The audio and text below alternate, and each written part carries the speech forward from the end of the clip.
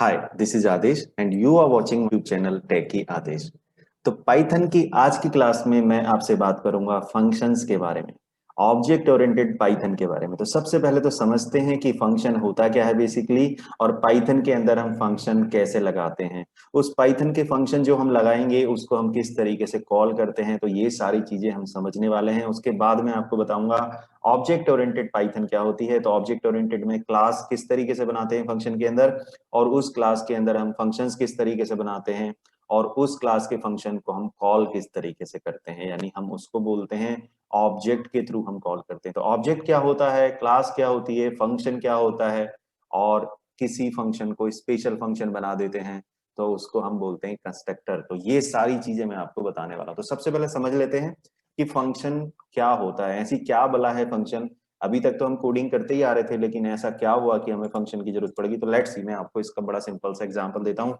Suppose मेरे पास ये 10 line का कोड है, 3 4 5 6 7 8 9 10, लेट्स से ये मेरे पास कोड है। तो मैंने कोई फंक्शन नहीं बनाया, जैसे मैं अभी तक कोड लिखता चला आ रहा था, तो ये कोड क्या होगा, एक एक करके सब हर पूरी ये 10 की 10 लाइनें एग्जीक्यूट हो जाएंगी।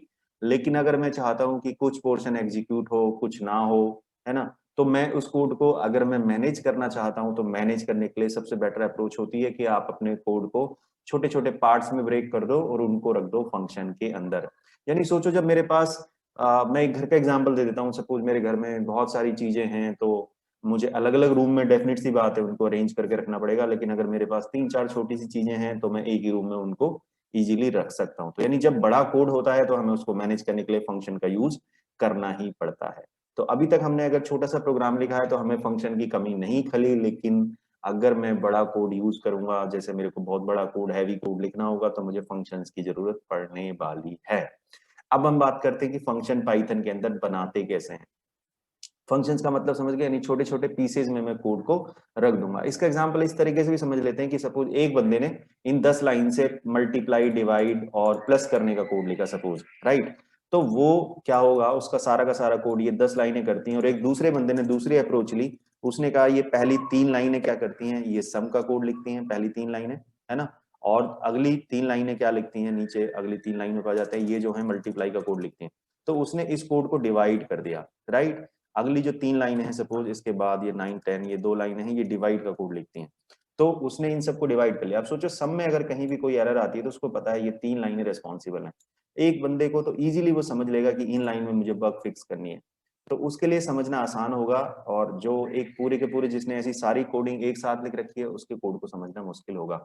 तो हम अगर फंक्शनल प्रोग्रामिंग करते हैं, फंक्शंस की हेल्प से हम कोड लिखते हैं, तो हमारे लिए समझना भी आसान होता है और हमारे लिए उसको कॉल करना भी आसान होता है। इसका मतलब समझिए कि अगर मुझे सिर्फ सारा कोड नहीं चाहिए था, मुझे सिर्फ सम करना था, तो मुझे पूरे कोड को एग्जीक्यूट कराने की जरूरत नहीं है 10 की 10 लाइन। मैं सिर्फ सम को कॉल कर लूंगा और सम क्या करेगा, ये 3 लाइनें एग्जीक्यूट कर देगा। तो ये होती है फंक्शनल प्रोग्रामिंग की अप्रोच। तो फंक्शंस अब हम बात करते हैं पाइथन के अंदर बनते कैसे हैं। तो सपोज अगर मुझे 3 लाइन का कोड लिखना था, मैं यहाँ पे बना के दिखा देता हूँ आपको। मैंने एक फंक्शन बनाया, मैंने लिखा print this is a function, right. अब एक और लाइन लिख दी मैंने, ओके, इसको मैं क्लोज कर देता हूँ। ये एक और प्रिंट लाइन की मैंने कमांड लिख दी, print this is another line, right. ये मैंने लिख दिया, दिस इज अनदर लाइन। अब मैं क्या करूंगा, इस कोड को अगर मैं, ये जो मेरी 2 लाइन का कोड है, अगर इस कोड को मैं किसी फंक्शन के अंदर डालना चाहता हूँ, तो पाइथन में देखिए किस तरीके से डालते हैं।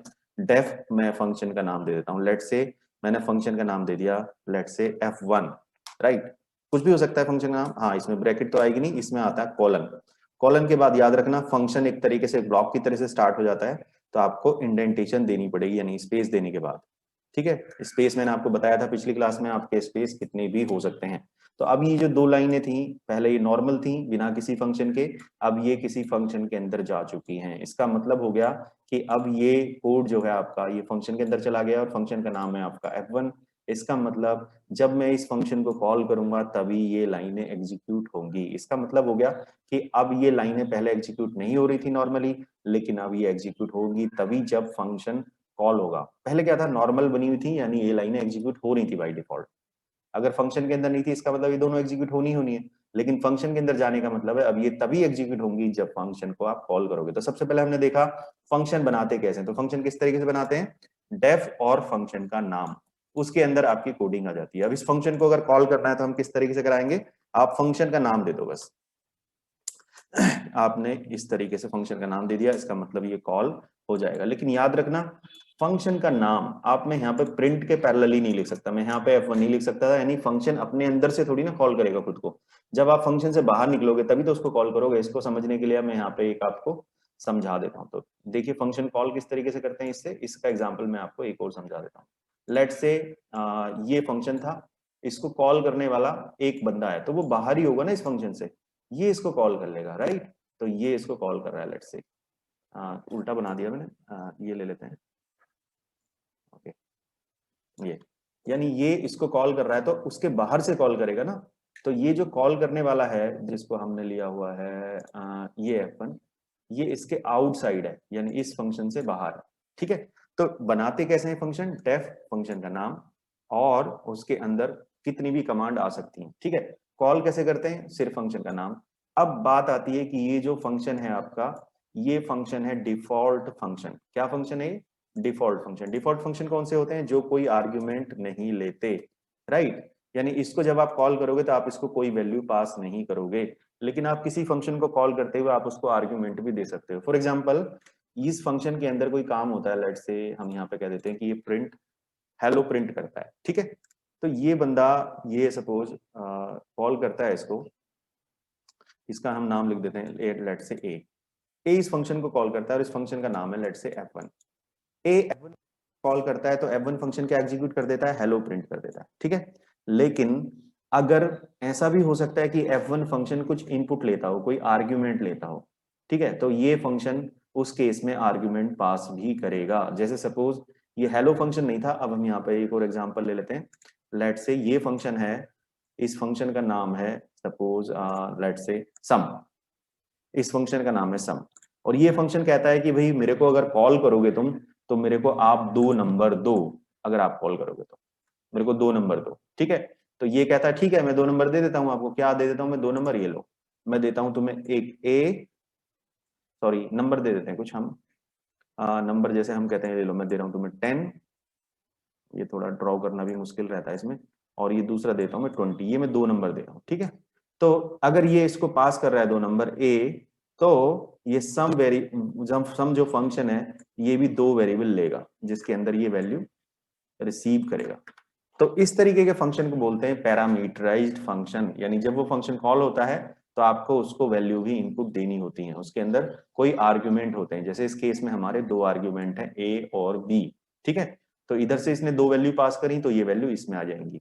अब ये फंक्शन जो था हमारा सम फंक्शन, इन दोनों वैल्यू के ऊपर कुछ कैलकुलेशन करेगा, लेट्स से, ठीक है, कोई कैलकुलेशन करेगा, जैसे मैंने कहा इनको सम कर देगा वो, चलो a प्लस बी, ठीक है। और a प्लस बी करने के बाद हो सकता है वो इस फंक्शन जो ये वैल्यू थी, जो आंसर आया a प्लस बी, हो सकता है वापस इसको रिटर्न कर दे, हो सकता है ना करे, ये कंपलसरी नहीं होता। तो ये जो रिलेशन है कि जो फंक्शन को कॉल करते हैं उसको वैल्यू देता है वो, और वो वापस उसको रिटर्न करता है नहीं करता, तो ये टोटल 4 सिनेरियो बनते हैं, ठीक है।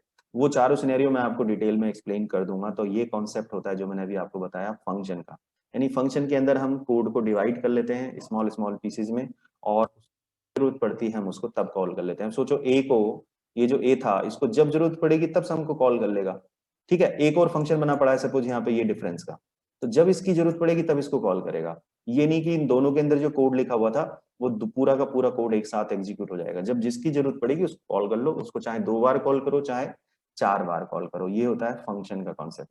तो इस फंक्शन का कॉन्सेप्ट समझने के लिए अभी तो हम नॉर्मल फंक्शन बना रहे हैं, बाद में हम ये फंक्शन बना देते हैं किसी क्लास के अंदर। तो जब हम क्लास के अंदर फंक्शन बना देते हैं तो फिर हम उसका ऑब्जेक्ट बना के ही कॉल कर सकते हैं उस क्लास के फंक्शन को। तो वो कैसे करते हैं और ये कैसे करते हैं, ये दोनों मैं आपको एग्जाम्पल से समझाऊंगा, प्रैक्टिकल एग्जाम्पल से। तो चलिए विंडो की तरफ स्विच करते हैं, जिसमें मैं आपको दिखाऊंगा कि फंक्शन बनाते कैसे हैं, फंक्शन कॉल कैसे करते हैं, फंक्शन वैल्यू वापस भेजता है तो रिटर्न कैसे करता है, और क्लास के अंदर फंक्शन कैसे बनाते हैं, और फंक्शन क्लास के अंदर हम ऑब्जेक्ट बना के फंक्शन को कॉल कैसे करते हैं। तो चलिए एग्जाम्पल की तरफ मैं चलता हूँ। तो हम विंडो स्विच कर लेते हैं जिसमें मैं आपको दिखाने वाला हूँ कोडिंग। तो चलिए ये मेरे पास विंडो आ चुकी है जिसमें मैं आपसे बात करूंगा सबसे पहले फंक्शन कैसे बनाते हैं। तो लेट से मैंने फंक्शन बना दिया, डेफ नाम से कीवर्ड होता है फन, फन नाम का फंक्शन मैंने बना दिया, ओके। क्योंकि हम फन करते करते कोडिंग सीखने वाले हैं, ठीक है, फन। इसके अंदर मैंने दे दिया प्रिंट, यहाँ पे मैंने एक स्टेटमेंट दे दिया, this is a function, right, this is a function, this is a function, ठीक है। और अब देखिए ये फंक्शन बन चुका है, यानी फंक्शन के अंदर जरूरी नहीं है कि आपकी कोई नॉर्मल कैलकुलेशन हो, कोई प्रिंट भी हो सकता है, कुछ भी हो सकता है उसके अंदर कोडिंग। तो ये एक फंक्शन बन चुका है। अब इस फंक्शन को कॉल कैसे करेंगे वो देख लेते हैं। फंक्शन को कॉल करना सिंपल, फंक्शन का नाम लिख दो, हो गया कॉल। तो यानी पहले ये जो पार्ट है इतना, ये फंक्शन डिक्लेरेशन है, ये जो है फंक्शन की कॉलिंग है, ठीक है। तो याद रखना ये विदाउट इंडेंटेशन होगा, यानी इस फंक्शन के जहां आपने डिफाइन किया था उसके पैरेलली आप उसको कॉल करोगे। अगर मैं इधर लिख दूंगा इसका मतलब फंक्शन के अंदर हो, है ना। तो इस तरीके से कॉल हो जाएगा। अब क्या होगा, यही आउटपुट आ जाएगी उसकी, print this is a function, ठीक है। चलिए तो मैं इसको रन कर लेता हूं।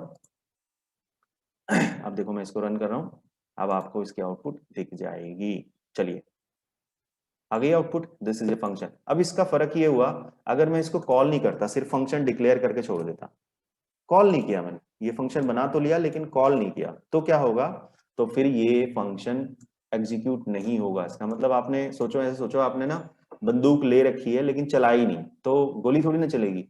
तो उसी तरीके से फंक्शन के अंदर, फंक्शन आपने डिक्लेयर कर रखा है लेकिन फंक्शन को आपने कॉल नहीं किया, इसका मतलब ये कोड एग्जीक्यूट नहीं होगा।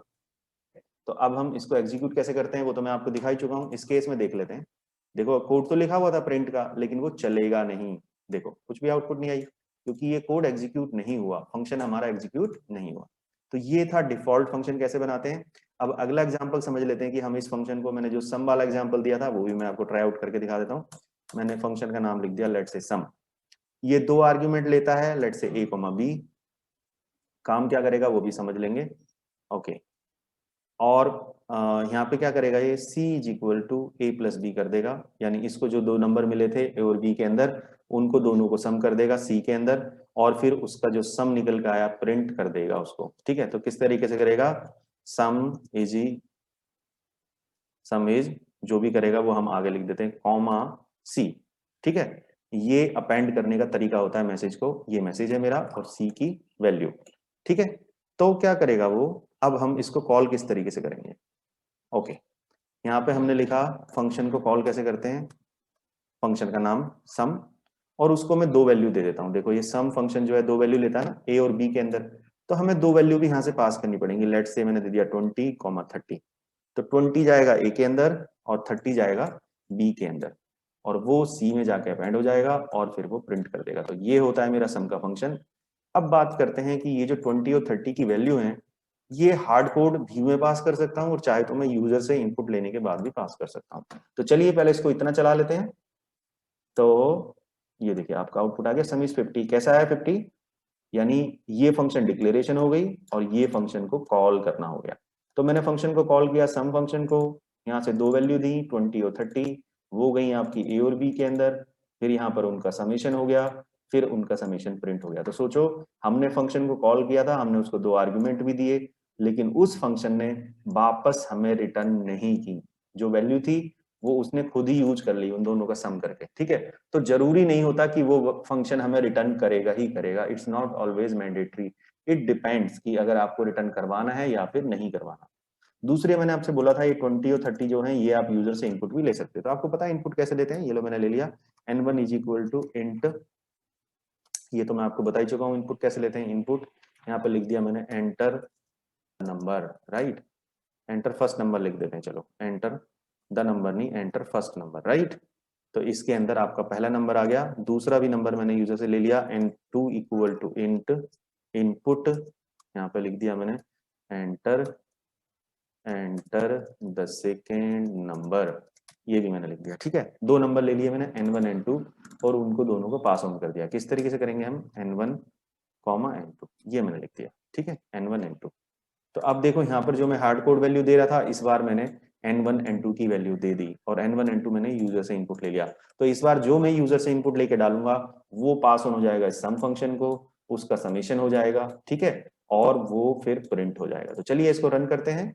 रन करवाने के लिए देखिए अब वो मेरे से पूछ रहा है कि एंटर द नंबर, मैंने डाला लेट्स से 15, अगला नंबर डाल दिया 25, तो अब उसने मेरे को दिखा दिया सम इज 40। तो जो मैंने नंबर डाले थे उन्हीं का उसने सम किया, लेकिन याद रखना मैं इसमें नॉर्मल सम नहीं कर रहा हूँ, मैं इसके अंदर कर रहा हूँ फंक्शन का यूज, ठीक है। तो फंक्शन किस तरीके से यूज करते हैं ये आपको पता चल गया होगा। अब बात करते हैं आगे कि अगर मुझे फंक्शन रिटर्न भी करवाता है वैल्यू, लेट्स से ये जो प्रिंट करवा रहा था ये यहाँ पे प्रिंट नहीं करता, बस कि अपना जो सम किया उसने उसकी वैल्यू को वापस रिटर्न कर देता। तो किस तरीके से करता है देखिए, रिटर्न सी, जो भी वैल्यू रिटर्न करनी है, ऐसा भी जरूरी नहीं है कि उसने सम किया है तो सम को ही रिटर्न करेगा, हो सकता है वो कोई और वैल्यू रिटर्न कर रहा हो। इस केस में उसने रिटर्न कर दिया सी को, और हम जब उसको रिसीव करते हैं तो इधर भी एक वेरिएबल ले लेते हैं लेट्स से। तो जब हमने उसको पहले देखो इधर से ये कॉल होता है फंक्शन, तो हम यहाँ पे गए, यहाँ से दोनों का सम हुआ, फिर उसने वापस वैल्यू रिटर्न की, वो मुझे मिल गई के में, फिर उस के की वैल्यू का मैं चाहूँ तो नीचे यूज कर सकता हूँ। तो ये जो मैंने ऊपर प्रिंट कर रहा था मैं यहाँ पे प्रिंट कर देता हूँ, the sum of two numbers is, है ना, और मैंने लिख दिया यहाँ पे कॉमा के, ठीक है, और ये मेरा हो गया एग्जीक्यूट। तो फिर से आउटपुट तो सेम ही रहेगी बट कॉन्सेप्ट बदल गया। इस बार मैं क्या कर रहा था, पहले फंक्शन के अंदर ही मैं इनपुट ले रहा था और फंक्शन के अंदर ही उसका सम करने के बाद प्रिंट कर रहा था, लेकिन इस बार क्या कर रहा हूँ, फंक्शन दो इनपुट लेता है, उनके ऊपर कोई ऑपरेशन करता है और वापस रिटर्न कर देता है वैल्यू। अब यहाँ पे समझते हैं, मैंने लिया यहाँ पे 50, मैंने ली अगली वैल्यू 100। अब आपने देखा होगा ये मैसेज आ गया 150 का, लेकिन 150 वैल्यू सम तो यहाँ पर हुई है और वहां से होने के बाद रिटर्न हुई, रिटर्न होने के बाद वो यहाँ पर के वेरिएबल में आई, उसके बाद वो यहाँ पर प्रिंट हुई। तो ये तरीका है मेरा फंक्शन के अंदर पास ऑन करने का और फंक्शन के थ्रू वैल्यू रिटर्न करवाने का। अब चलते हैं अगले एग्जांपल की तरफ, जिसमें मैं आपको बताऊंगा क्लास किस तरीके से डिक्लेयर होती है। तो यही फंक्शन अगर मुझे क्लास के अंदर डिक्लेयर करना हो तो मैं कैसे कर सकता हूँ, मैं यहाँ पे लिख देता हूँ क्लास कीवर्ड और यहाँ पे मैंने क्लास का नाम दे दिया लेट्स से ए। अब देखिए पहले ये फंक्शन, तो मैं इसको इंडेंटेशन के बाद जाएगा, यानी यहाँ से मेरी क्लास स्टार्ट हुई और क्लास के बाद मैंने कॉलन लगा दिया, उसके अंदर मैंने फंक्शन बनाया, तो यहाँ पे भी मुझे इंडेंटेशन देनी पड़ी और फंक्शन की भी मुझे इंडेंटेशन देनी पड़ी। अब अगर मुझे इसी फंक्शन को कॉल करना है तो बस तरीका देखो, इनपुट तो मुझे वैसे ही लेनी है, 2 नंबर की इनपुट लेनी थी, लेकिन पहले मैं क्या कर रहा था, डायरेक्टली फंक्शन का नाम दे देता था और कॉल कर लेता था। अब मुझे क्या करना पड़ेगा, पहले इस क्लास का ऑब्जेक्ट बनाना पड़ेगा, क्लास ए का। हालांकि मैं थ्योरी में आपको एक और समझा के अलग से वीडियो अपलोड कर दूंगा जहां पे आपको ऑब्जेक्ट, क्लास, फंक्शन, ये सारी चीजें डिटेल में समझा दूंगा, लेकिन इसमें जस्ट मुझे प्रैक्टिकल समझाना है। तो क्लास का ऑब्जेक्ट कैसे बनाते हैं वो आप देख लीजिए।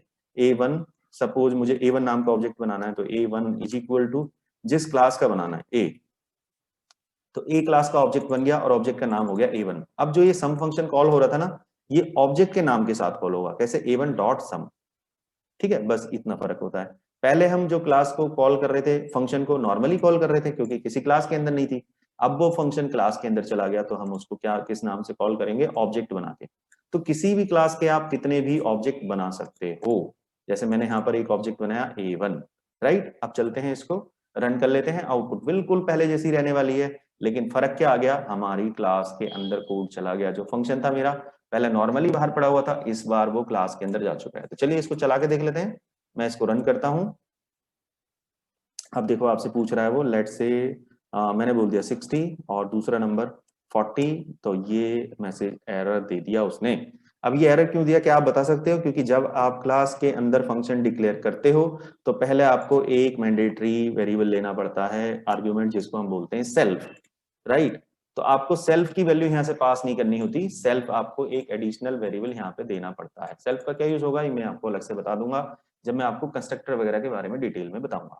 तो चलिए, सेल्फ जो वेरिएबल है हमारा, वो हमें यहाँ से value pass on extra variable वहां पे देना पड़ता है। तो मैं इसको रन करता हूँ। अब रन करने के लिए मैंने इसको रन किया, अब मैंने यहाँ पे नंबर डाले 60 और एक और नंबर डाल दिया हमने 40। अब आप देख रहे होंगे तो उसने मेरे को आंसर दे दिया, the sum of two number is 100। तो ये था मेरा क्लास के अंदर हम फंक्शन कैसे बनाते हैं। अब देखो इसी क्लास के अंदर दूसरा फंक्शन भी बन सकता है। लेट्स से मैंने एक और फंक्शन बना दिया डेफ शो, और इसके अंदर मैं आपको कोई भी आर्ग्यूमेंट नहीं लेता, लेकिन एक डिफॉल्ट आर्ग्यूमेंट देखो उसने खुद से ले लिया, सेल्फ। और इसके अंदर मैं क्या करता हूं, सपोज मैंने प्रिंट कर देता हूं, print this is default function in class, ये लिख दिया मैंने। तो मैं इसको भी कॉल कर सकता हूं किस तरीके से, देखो चलो इसके बाद कर लेते हैं, प्रिंट करने के बाद यहाँ पे कैसे करूंगा मैं, ऑब्जेक्ट का नाम A1 डॉट फंक्शन का नाम शो, कोई आर्ग्यूमेंट नहीं भेजना, तो मुझे कुछ पास नहीं करना। तो सोचो फंक्शन कॉल कैसे करते हैं, इस तरीके से। अगर आर्ग्यूमेंट भेजना तो हम पास ऑन कर देंगे, अगर आर्ग्यूमेंट नहीं भेजना तो हम पास ऑन नहीं करते। चलिए अब इसको देख लेते हैं। तो इस बार वो आउटपुट तो आएगी आएगी क्योंकि वो फंक्शन भी कॉल हो रहा है। 30 50 आ गया और दूसरा वाला जो फंक्शन था वो भी कॉल हो गया। This is default function in class.